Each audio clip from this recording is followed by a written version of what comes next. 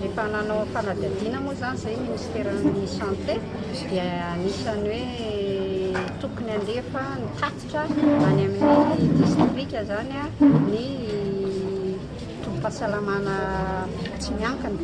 Kanefa ankehitriny zany dia vitsy dia vitsy zareo no manatitra an'izay atotanisa. Ataony eto moa zany dia mikasika ny fanangonana ny atotam-baovao amin'ny sehatry ny tsy miankina, izany hoe secteur privé.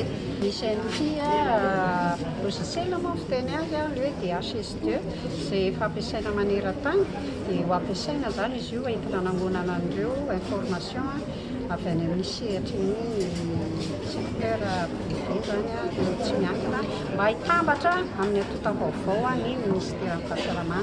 Raha ny tanjonantsika moa dia hoe ny données rehetra ny information rehetra dia tafiditra anatin'io ataoko hoe plateforme unika io raha mahakasika ny fahasalamana eran'ny Madagasikara.